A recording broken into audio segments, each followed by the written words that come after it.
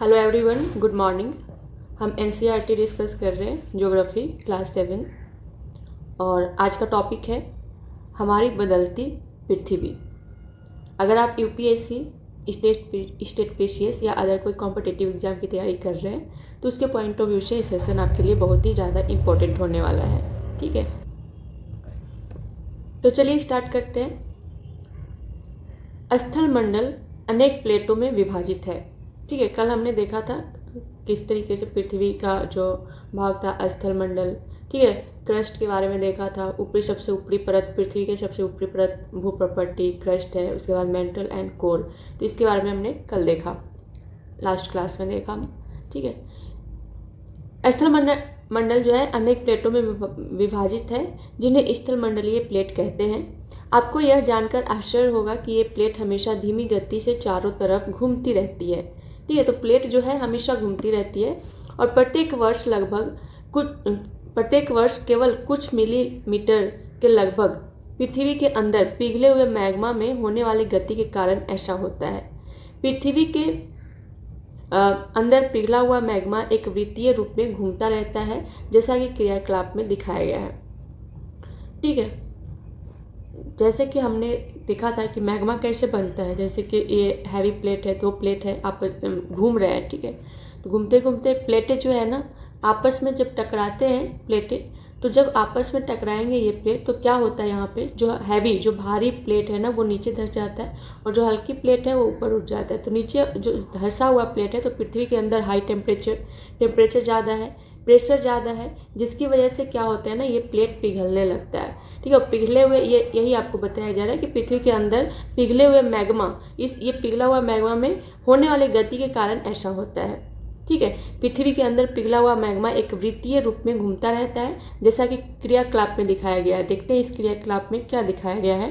क्या आप जानते हैं, एक रंगीन कागज की छोटी सी गोली लीजिए और इसे जल के आधे भरे बीकर में रख दीजिए। ठीक है, एक गोली लेना है, उसको जल के आधे भरे बीकर में रखना है। बीकर को तिपाई पर रखकर गर्म करें, जिस तरीके से यहाँ किया गया है। ठीक है, इस तरीके से जल गर्म होने पर आप देखेंगे कि गर्म जल की परतों के साथ कागज की गोली भी ऊपर उठती है। ठीक है, और ठंडे पानी की परतों के साथ यह गोली नीचे बैठती है।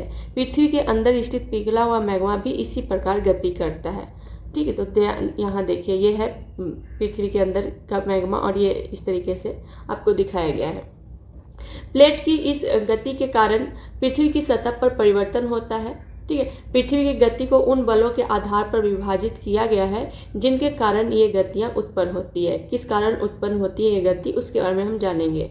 जो बल पृथ्वी के आंतरिक भाग में घटित होता है उन्हें हम अंतर्जनित बल, इंडोजेनिक फोर्स कहते हैं। एवं जो बल पृथ्वी की सतह पर उत्पन्न होते हैं उन्हें हम बहिर्जनिक बल या एक्सोजेनिक फोर्स कहते हैं। तो पृथ्वी की जो गति है ना उनको बल के आधार पर विभाजित किया गया है, जैसे जिसके कारण ये गतियाँ होती है, क्यों उत्पन्न होती है पृथ्वी के अंदर जो भी गति है, जिसके कारण पृथ्वी के ऊपरी सतह पे कुछ परिवर्तन भी होता है। तो यहाँ दो प्रकार की गति को बताया गया है। एक है अंतर्जनित जो कि पृथ्वी के आंतरिक भाग में घटित होती है, और दूसरा है बहिर्जनिक जो कि पृथ्वी के ऊपरी सतह पर घटित उत्पन्न होता है। ठीक है, अंतर्जनित बल कभी आकस्मिक गति उत्पन्न करते हैं तो कभी धीमी गति उत्पन्न करते हैं, और भूकंप एवं ज्वालामुखी जैसी आकस्मिक गति के कारण पृथ्वी की सतह पर अत्यधिक हानि होती है। देखिए अंतर्जनित बल है, अंतर्जनित बल में जो भी गति होती है जिसकी वजह से पृथ्वी के सतह पे, ऊपरी सतह पे बहुत सारे क्या होते हैं, परिवर्तन होते हैं। जैसे भूकंप आया या ज्वालामुखी आया जिसकी वजह से बहुत हानि भी होता है पृथ्वी की सतह पे। यहाँ दिखाया गया आपको पृथ्वी की गतियाँ दो तरीके के हैं, अंतर्जनित एंड बहिर्जनित। यहाँ अंतर्जनित बल को भी डिवाइड किया गया है दो प्रकार से, एक है आकस्मिक बल एंड दूसरा है पटल विरूपण बल। आकस्मिक बल के अंतर्गत में आता है भूकंप, ज्वालामुखी, भूस्खलन, ये सारे पृथ्वी के आकस्मिक बल के द्वारा उत्पन्न होता है।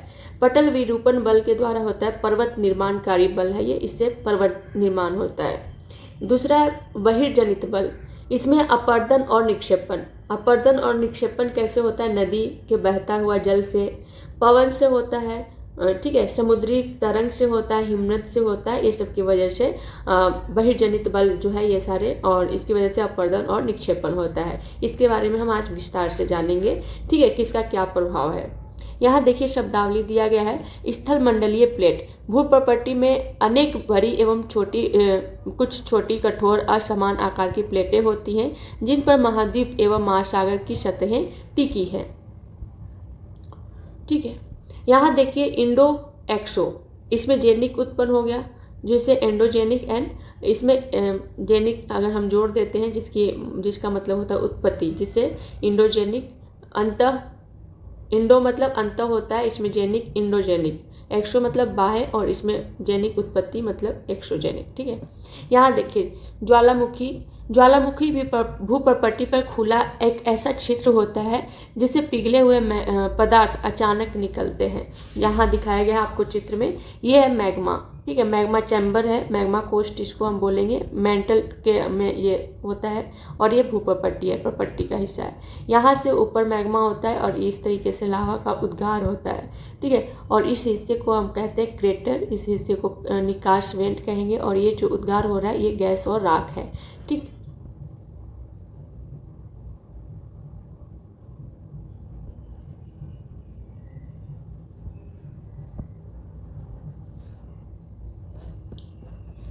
इसी प्रकार स्थल मंडलीय प्लेटों के गति करने पर पृथ्वी की सतह पर कंपन होता है और यह कंपन पृथ्वी के चारों ओर गति कर सकता है। ठीक है, इस कंपन को भूकंप कहते हैं।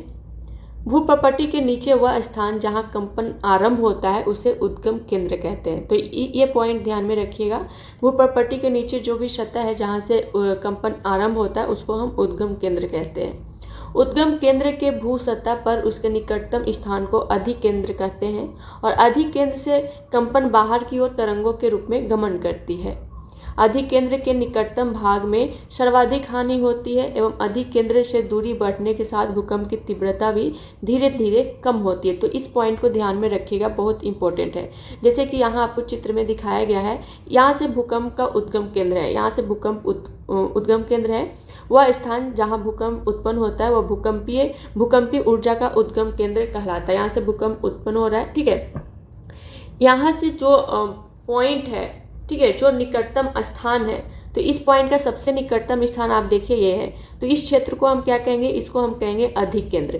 तो इसको पॉइंट ध्यान में रखिएगा। और जो अधिकेंद्र है ना, यहाँ पे भूकंप का प्रभाव बहुत ज़्यादा होता है जिसकी वजह से यहाँ पे हानि बहुत ज़्यादा होता है। और जैसे जैसे ये अधिकेंद्र से दूरियाँ जैसे जैसे बढ़ती जाती है ना, इसके जो हानि है या भूकंप की तीव्रता है धीरे धीरे कम होने लगता है। तो इसको ध्यान में रखना है। ठीक है, यहाँ देखिए यह है भूकंपीय तरंगें सभी दिशाओं बाहर की ओर निकलती है यहाँ से, और ये है प्लेट सीमा, ये जो दिखाया गया ना ये प्लेट की सीमा है।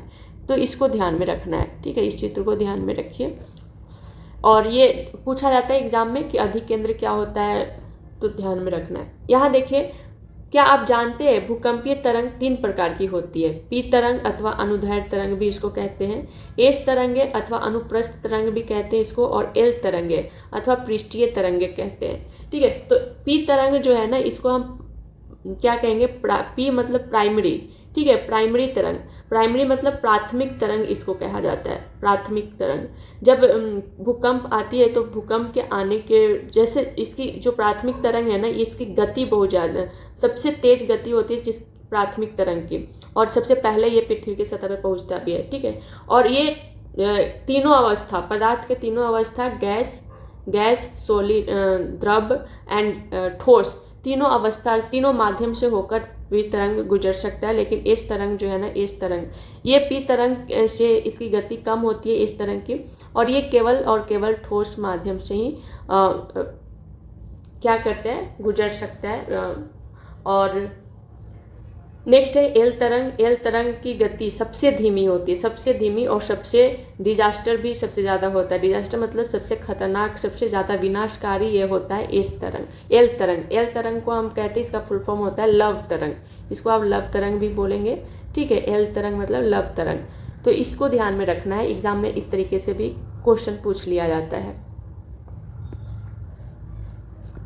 यदि भूकंप की भविष्यवाणी संभव नहीं, लेकिन यदि हम पहले से तैयार हो तो इसके प्रभाव को निश्चित रूप से कम किया जा सकता है। भूकंप की भविष्यवाणी तो हम नहीं कर सकते हैं, लेकिन भूकंप मतलब कि उसको हम कम कर सकते हैं। पहले से अगर हम प्रिपेयर हैं कि भूकंप आए तो हमें क्या करना चाहिए, तो हम उसके प्रभाव को कम कर सकते हैं। स्थानीय लोग कुछ सामान्य तरीकों से भूकंप की संभावना का अनुमान लगाते हैं, जैसे जानवरों के व्यवहार का अध्ययन, तालाबों में मछलियों की उत्तेजना, सांपों का धरातल पर आना, जिसकी वजह से स्थानीय लोग जो है संभावना व्यक्त करते हैं कि हो सकता है भूकंप आए। ये यहाँ देखिए गुजरात में भूकंप द्वारा विनाश, गुजरात में बहुत भयंकर भूकंप आया था। कब यहाँ दिखाया गया है कि भूकंप एक वस्तु स्थिति अध्ययन किया गया है। भुज, गुजरात में ही है भुज में भूकंप के झटके। 26 जनवरी 2001 को भुज शहर में रिक्टर स्केल पर 6.9 की तीव्रता वाला भीषण भूकंप आया। ठीक है, और इससे स्कूल सर्वाधिक प्रभावित हुआ था। स्कूलों की इमारतें गिरने से कम 971 छात्रों एवं 31 शिक्षकों की मौत की आशंका भी थी। भूकंप में निराशाजनक राहत हुआ था। भूकंप के 3 दिन बाद भी हर व्यक्ति तक भोजन, कंबल, दवाएं आदि न पहुंचने के कारण हालत चिंताजनक थी। भुज की तबाही कैसी थी? फोन लाइनें, जल पाइप लाइनें, विद्युत स्टेशन एवं संचार लाइनें सभी अवरोधित हो गए थे। शहर में आग, चारकोल एवं अंगीठियों के पलटने के कारण अनेक स्थानों पर आग भी लग गई थी। भूकंप प्रभावित क्षेत्र में आपातकाल की घोषणा, राष्ट्रपति ने आपातकालीन स्थिति की घोषणा की। मुख्यमंत्री की केंद्र से अपील किया गया कि गुजरात सरकार ने इस संकट का सामना करने के लिए केंद्र से वित्तीय सहायता मांगी थी। मतलब इतना ज़्यादा ये भूकंप जो था विनाशकारी था।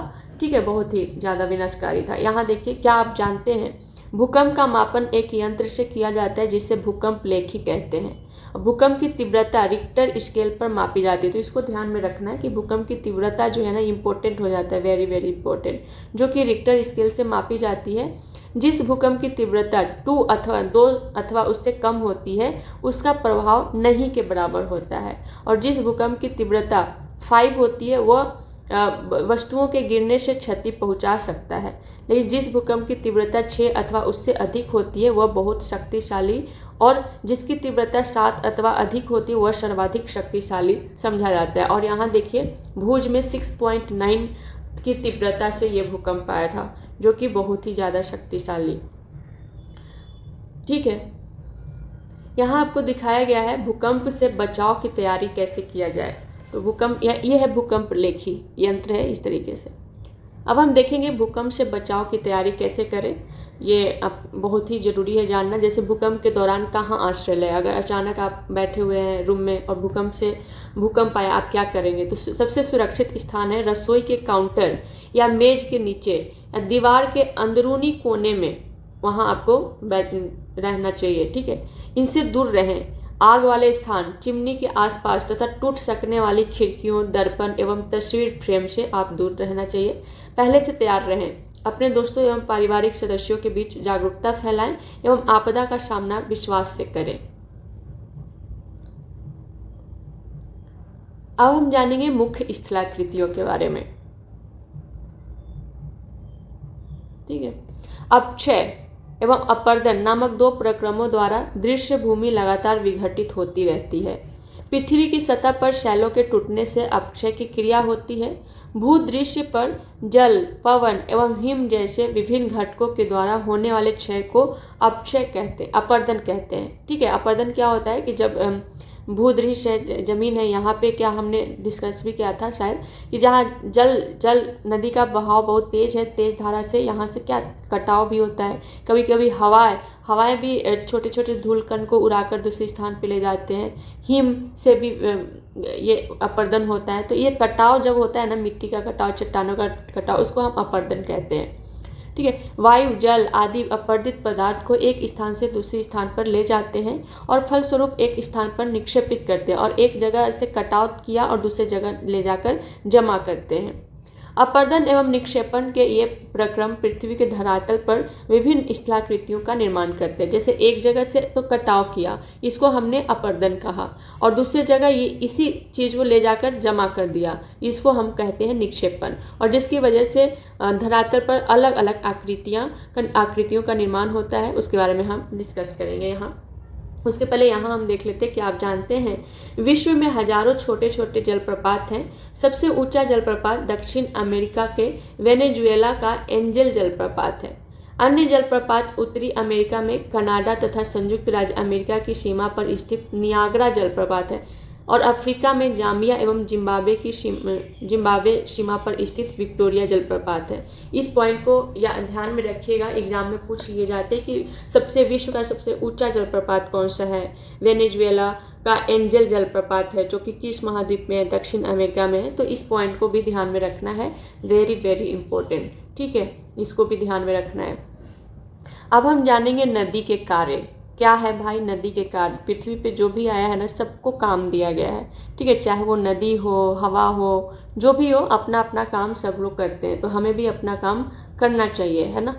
सबको एक रेस्पॉन्सिबल बनाकर भेजा गया है।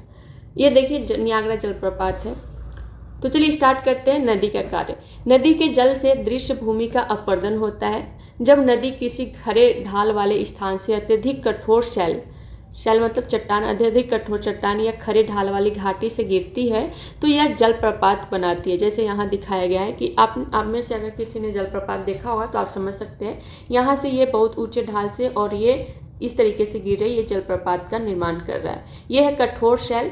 जल की शक्ति द्वारा काटे गए मृदु शैल, जो सॉफ्ट शैल होते हैं ना, उसको जल जो तीव्र गति से, आपने देखा होगा अगर जल की युवावस्था, हम नदी को भी अलग अलग अवस्था में पढ़ते हैं, उसको हम आगे डिस्कस करेंगे। तो नदी को हम 3 अवस्था में पढ़ते हैं। जैसे सबसे पहले तो युवावस्था, ठीक है, जैसे इंसान का होता है ना बचपन, फिर युवावस्था में जाता है, उसके बाद फिर वो मैच्योर होता है, उसके बाद उसका बुढ़ापा में जाता है। उसी तरीके से हम नदी को भी पढ़ते हैं। सबसे पहले वो युवावस्था में होता है, बहुत ही तेज तरार जोशीला होता है, जिसमें ये क्या होता है ना कि ये बहुत ही इसकी तरंग जो धारा होती है बहुत तेज चलती है। जो भी रास्ते में आता है उसको चीर फाड़ कर आगे निकलता है। कटाव या जो उसके साथ जाने योग्य है चट्टान, उसको अपने साथ लेकर जाता है, या जो चट्टान है जो काटने योग्य है उसको काट कर वहाँ से निकलता है, ठीक है। देखो पहाड़ों से नदियाँ निकल रही है, पहाड़ इतना कठोर है फिर भी वहाँ से नदियाँ निकल रही है। तो इतना स्ट्रॉन्ग है नदी की धारा युवा अवस्था में, ठीक है। मैच्योर अवस्था में इसकी धारा थोड़ी धीमी हो जाती है, ठीक है, धीमी हो जाती है। और जो भी ऊपर से चट्टाने अपने साथ लेकर आता है ना, नदी आती है नदी, वो कहीं कहीं थोड़ा ये निक्षेपित करते रहती है। जैसे कि आप मैदानी इलाका देखिए, जैसे उत्तर प्रदेश, ये बिहार का इलाका है जहाँ पे नदियाँ जो है अपने निक्षेप करती है, थोड़ा यहाँ पे निक्षेप करते हैं जो भी अपने साथ अवसाद लेकर आते हैं। ये चट्टान कर्मा है, कहीं ना कहीं ले जाकर उसको जमा तो करोगे ना। जैसे कि हम भी बहुत सारे अपने युवावस्था में बहुत सारे काम करते हैं। अगर आप अच्छे काम करेंगे, आप बुरे काम करेंगे, बुढ़ापे में तो सारे आपके दिख जाएंगे। अच्छे काम करेंगे तो मैच्योर जब भी आपका बुढ़ापा आएगा वहाँ आपको उसका रिजल्ट भी दिखेगा कि हम मेरे अच्छे काम के रिजल्ट परिणाम हमें दिख रहे हैं, ठीक है। अभी आज पढ़ाई करेंगे अच्छे से रेगुलर कंसिस्टेंसी के साथ तो आपका रिजल्ट बताएगा कि आपने बहुत अच्छे से पढ़ाई की, ठीक है।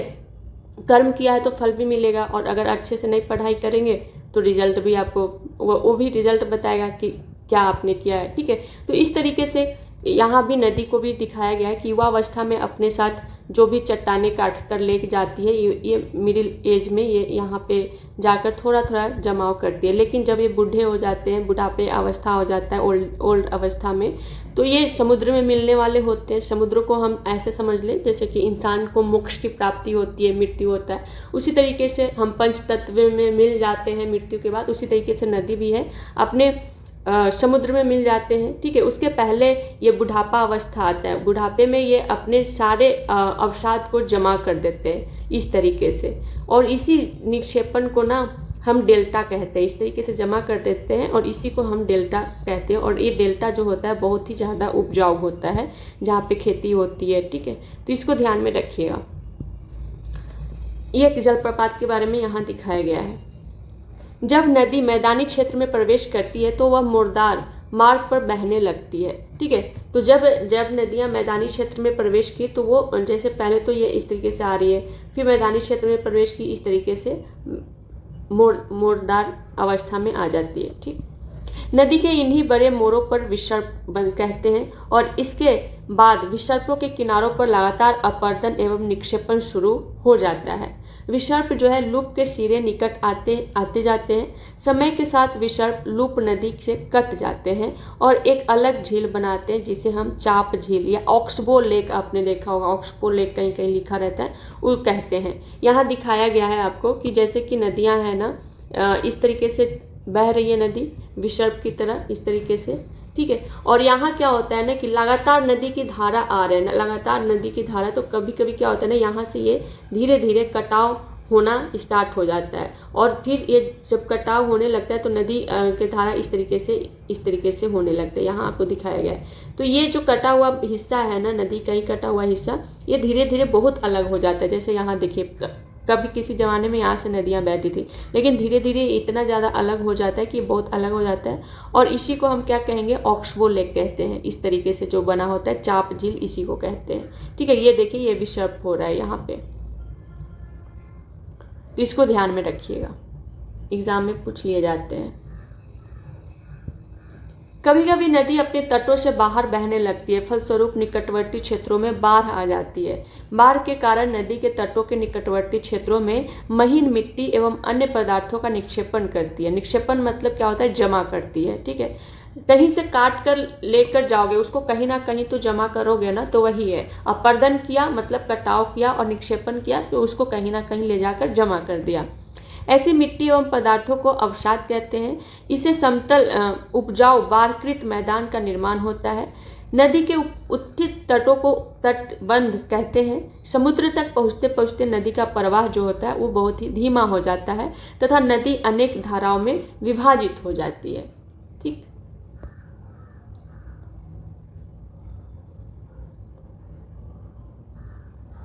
जिनको वितरणिका कहते हैं। जैसे ओल्ड स्टेज में नदी आई इस तरीके से, तो यहाँ से बहकर नदियाँ आ रही है। इस बुढ़ापे अवस्था में इस तरीके से अलग अलग धाराएं इनके डिवाइड हो जाते हैं, और ये जो धाराएं अलग अलग डिवाइड हुए ना, इसी को हम वितरणिका कहते हैं, ठीक है। और यहाँ नदी इतनी धीमी हो जाती है कि वह अपने साथ लाए मलबे का निक्षेपण करने लगती है। निक्षेपण मतलब जमा। जैसा कि हमने देखा कि अपने साथ अवसाद लेकर आती है, युवावस्था में बहुत सारे चट्टाने काट कर लेकर आए, तो वो साथ में बह कर आ रहे हैं। बुढ़ापे अब के कब तक आप उनको बहा कर लेकर जाओगे, तो वो अब उनकी धीमी गति भी धीमी हो गई, ठीक है। तो वो क्या करते हैं ना, अवसाद को ये जमा करने लगते हैं, वही आपको बताया गया है।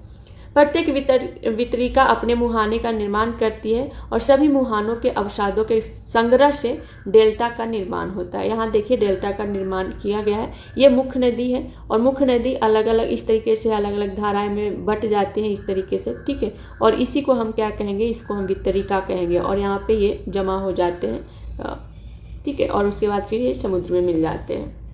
ये तो हमने देखा नदी के बारे में। नेक्स्ट है समुद्री तरंग का कार्य। देखिए हमने पहले ही डिस्कस किया था कि सबका अपना अपना काम है। नदी का जो कार्य था, जन्म से लेकर हमने उनकी मोक्ष की प्राप्ति तक सारी बात कर ली। देखिए जब आप इंसान की तरह ही इनको समझना है, ठीक है, तभी आप अच्छे से समझेंगे। जैसे नदी का युवावस्था, मैच्योर अवस्था, फिर वृद्धावस्था देखा, ठीक है, इसी तरीके से समझिएगा तो अच्छे से याद भी रहेगा। नेक्स्ट है समुद्री तरंग के कार्य।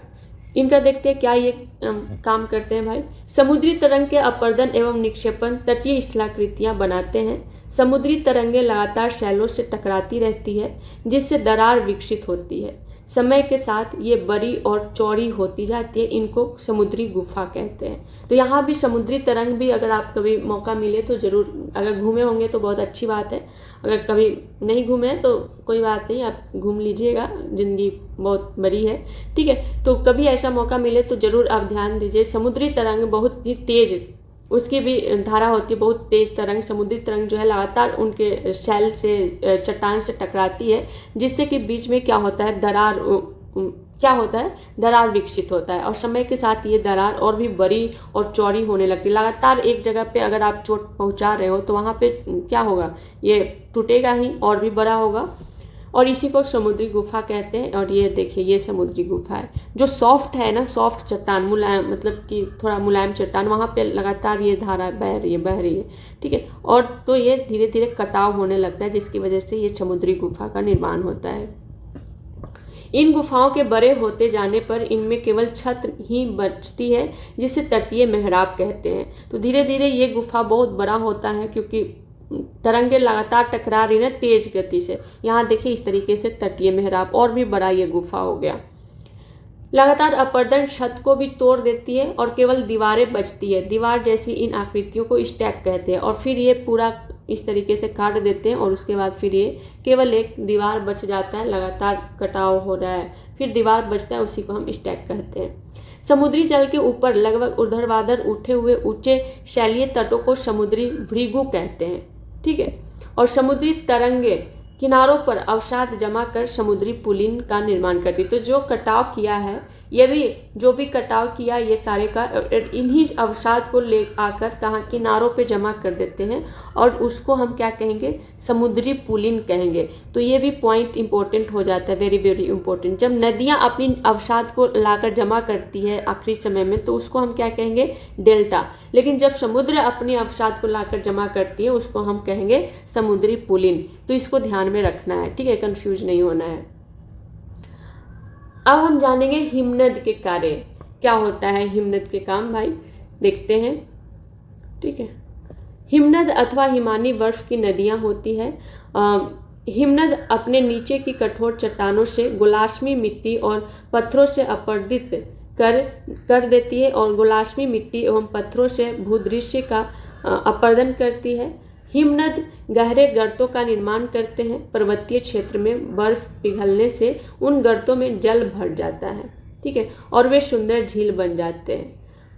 जैसे हिमनद क्या करता है, अपने नीचे की कठोर चट्टानों से क्या करते हैं, गुलाष्मी मिट्टी और पत्थरों को अपरदित कर देती है। अपरदित मतलब वहाँ से कटाव करती है। और गुलाष्मी मिट्टी एवं पत्थरों से भूदृश्य का अपरदन होता है, ठीक है, भूदृश्य का अपरदन हुआ मतलब कटाव हुआ। और हिमनद जब भूदृश्य का कटाव होता है ना तो यहाँ पे क्या होता है, गहरे गर्द मतलब गड्ढे का निर्माण होता है।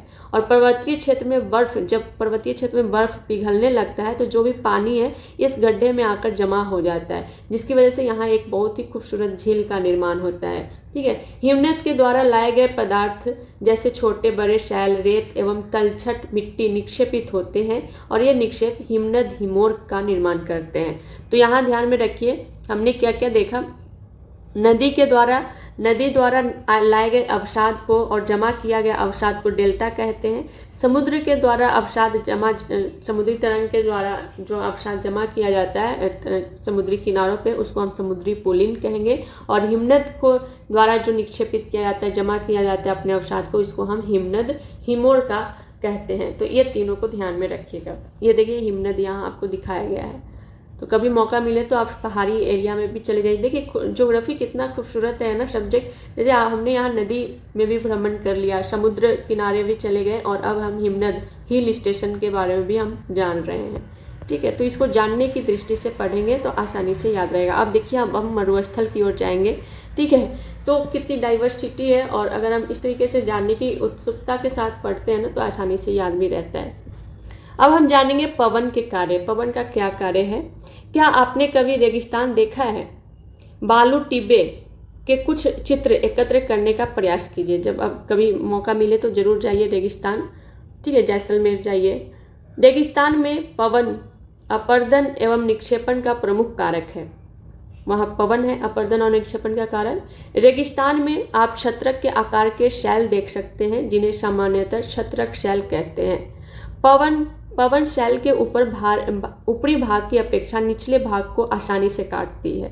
ठीक है। और इसलिए ऐसे शैल के आधार संकीर्ण एवं शीर्ष विस्तृत होते हैं। इस तरीके से निर्माण हो जाता है ये। ठीक है। नीचे वाले भाग को ये पवन काट कर दूसरी जगह ले जाकर जमा करते हैं और इस तरीके से निर्माण होता है। इसको हम छत्रक शैल कहते हैं, छत्री के आकार का। कभी मौका मिले तो जाकर जरूर देखिए। पवन चलने पर अपने साथ रेत को एक स्थान से दूसरी स्थान पर पहुंचाती है और जब पवन का बहाव रुकता है तो यह रेत गिरकर छोटी पहाड़ी बनाती है और इनको बालू टिब्बा कहते हैं। ठीक है। तो जब कटाव हुआ, एक जगह से कटाव किया रेत को और दूसरी जगह ले जाकर जमा किया, तो यहाँ पे जब जमा कर रहे हैं ना तो इस तरीके से टिब्बा का निर्माण होता है। यहाँ देखिए बालू टिब्बा आपको दिखाया गया है, कहीं कहीं इस तरीके से निर्माण होता रहता है। जब बालू कण महीन एवं हल्के होते हैं तो वायु उनको उठाकर अत्यधिक दूर ले जा सकते हैं और जब ये बालू कण विस्तृत क्षेत्र में निक्षेपित हो जाते हैं तो इसे लोएश कहते हैं। चीन में विशाल लोएश निक्षेप किए जाते हैं। तो यहाँ देखिए बालू टिब्बा और लोएश में कंफ्यूज नहीं होना है। बालू टिब्बा क्या होता है, ये रेत जो है गिरकर छोटी पहाड़ी बनाते हैं टिब्बे की तरह इस तरीके से। और जब बालू महीन कण एवं हल्के होते हैं तो वायु उनको उठाकर लेकर जाते हैं, दूर अत्यधिक दूर लेकर जाते हैं, नज़दीक नहीं, उसको बहुत दूर लेकर जाते हैं। और जब ये बालू कण विस्तृत क्षेत्र में निक्षेपित हो जाते हैं तो इसी ही हम लोएश कहते हैं। तो इसको ध्यान में रखिएगा, ठीक है। तो हमने क्या देखा कि नदी के द्वारा लाए गए अवसाद निक्षेपण से हम डेल्टा का निर्माण हुआ। समुद्री तरंग के द्वारा लाया गया अवसाद, उससे जो भी बनता है स्थलाकृति, उससे हम पुलिन, समुद्री पुलिन का निर्माण हुआ। हिमनद के द्वारा लाया गया अवसाद, उससे बना हिमोर का निर्माण हुआ। एंड पवन के द्वारा लाया गया जो भी अवसाद है, बालू कण है, निक्षेपित जगह है, उससे लोएश का निर्माण हुआ। तो इसको ध्यान में रखना है, ठीक है। और ये चैप्टर यहाँ कंप्लीट होता है।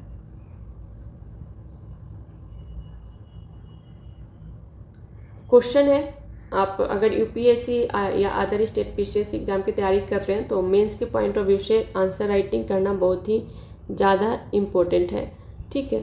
आंसर राइटिंग, तो अगर आपको भी ऐसा लगता है कि हम कहाँ से आंसर लिखना स्टार्ट करें, कैसे लिखें, तो आप यहाँ से आंसर स्टार्ट कर सकते हैं लिखना, ठीक है। छोटे छोटे आंसर अगर हम लिखना स्टार्ट करेंगे तभी हम बड़े क्वेश्चन का आंसर करेंगे। और आपको अगर लिखकर आप भेज भी सकते हैं, अगर आपको भेजना है तो कमेंट बॉक्स में आप बताइएगा, हम आपको इवैल्यूएट करके भी आपको सेंड किया जाएगा। और जो भी कमियां हैं उसको भी बताए जाएंगे, जो अच्छी बात है वो भी बताई जाएगी।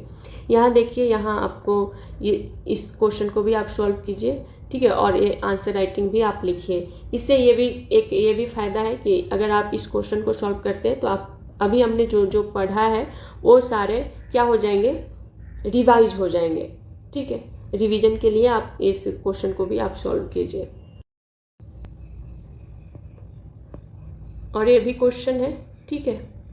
ये सारे क्वेश्चन है, इनको भी आप सॉल्व कीजिए और इस क्वेश्चन को भी सॉल्व कीजिए, ठीक। अच्छे से रिवाइज हो जाएगा जब आप ये सारे क्वेश्चन सॉल्व कर लेंगे, खुद से अच्छे से रिवाइज हो जाएगा। और अगर आपको कहीं भी कुछ पूछना है, डाउट है, तो कमेंट बॉक्स में ज़रूर पूछिए, ठीक है। तो आज के लिए इतना ही, मिलते हैं नेक्स्ट क्लास में नेक्स्ट टॉपिक के साथ। तब तक के लिए thank you so much and all the best.